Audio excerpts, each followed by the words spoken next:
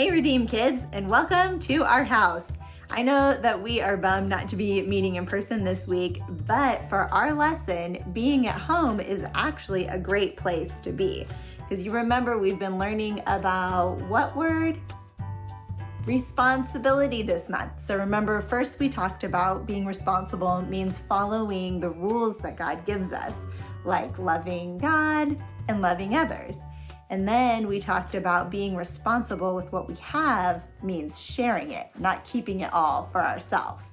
And today we're going to talk about responsibility, meaning working hard. Okay, for the next part of our lesson, I have two helpers that I think you all know, Jeremiah and Abraham here for me. And like I said, at home is the perfect place to practice this week's lesson because we're talking about being responsible with the things we have. And I know all of you have the opportunity to do chores, which aren't super fun, right? And we all do different chores, and I'm going to show you some of the ones that Abe and Jer do, and maybe they're similar to the ones you guys do.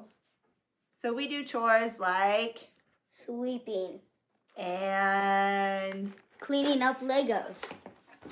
Some other chores that we do are making our bed, washing the windows, and doing the dishes. Now, these might not be super fun chores, and a lot of times we don't like doing them. I don't care for doing chores. Abe, what's your least favorite chore to do? Doing my bedroom because we keep it normally messy and we have to clean it all up. Takes a long time. What about you, Jer? What's your least favorite chore? Probably cleaning up the car because there's a lot of gross stuff in it. Yeah, for sure. If you spill like some drink or something. My least favorite chore is doing the dishes. I don't care about that. What is your guys' least favorite chore? Shout it out or have your parents text it to me and we can all commiserate that sometimes chores aren't a lot of fun. No. But our memory verse tells us that when we are faithful with a little, we can be faithful with a lot. So I want you to think about a different question. What do you want to be when you grow up? So Jeremiah, what do you want to be when you grow up? I want to be a scientist because I like finding out new things and seeing, like doing experiments and seeing cool creatures and stuff. Yep. And Abe, what do you want to be when you grow up? A chef because I like to sell stuff to people. What kind of restaurant would you want to have if you were a chef? Hot dogs. Hot dogs. Yep. So hamburgers. Hamburgers. God has given each of you different things that you love to do and things that you're good at.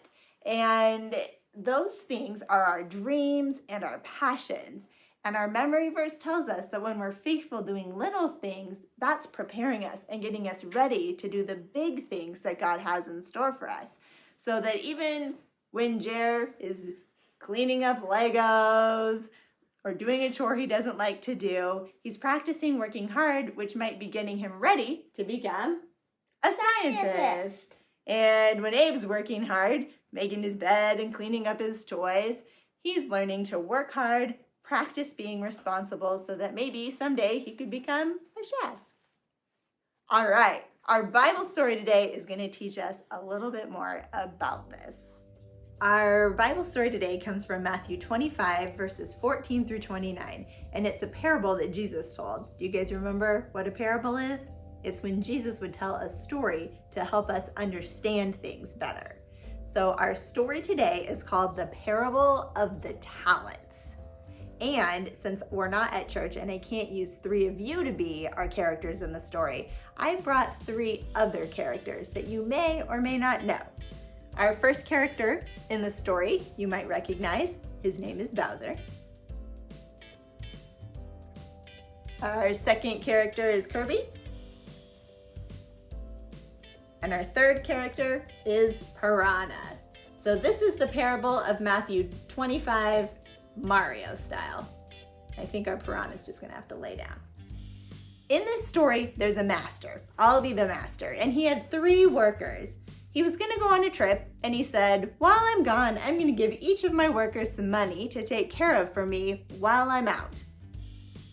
Bowser, you're the biggest, so I'm giving you 5 coins. Kirby, you're the next biggest. I'll give you 2 coins. And Piranha, you can't even stand up correctly. You just get 1. All right, I'll see you guys in a while. So the master went away. He was gone for a long time. And when he comes back, he finds out what his 3 workers have been up to. Bowser got busy. He started building castles. He took the 5 coins that he had and he invested them, made a bunch of castles, and sold them to Bowser Jr. Kirby got busy with his 2 coins, planted lots of apples, made an apple orchard, and started selling off all of his apples. But Piranha, he was nervous to do anything with his coin, so he just took it and buried it. But when the master came back, he was not too happy with everything that he found. When he came to Bowser, he said, "Hey, Bowser, where's my money?" And Bowser said, "I built castles, and I made lots of more money with it." And the master said, "Great job. I'll even give you 5 more coins to keep your castle business going, and you can even keep some of the profits." Then he came to Kirby and he said, "Wow, Kirby, I love what you've done. This looks amazing. There's even some more coins for you to keep working on your apple orchard." But when he came to the Piranha, he said, "Where is my money?" And he said, "I was nervous, so I just sat on it and didn't do anything with it. You can have it back." And the master said, "Well, that was not what I wanted. You should have at least put it in the bank and made some extra money off of it. All you've done is just sat on this." So he took it and he gave it to the guy who had done the most with his money and gave it to him instead. And he told the guy who had been kind of lazy, "You don't even get to work here anymore. Banana peel for you." Now, when we think about this story, God's not giving each of us coins, right? But instead, God has given each of us talents, which is things that we're good at. Like, I've seen each of you have specific talents that God's given you. We all know Joe is really good with animals, right? And finding lizards. And Finn, weren't you guys all impressed with the Lego set he made the other weekend? And I could say something about each of you that God has done in your life and put specifically in your heart to do something for him as you continue to grow.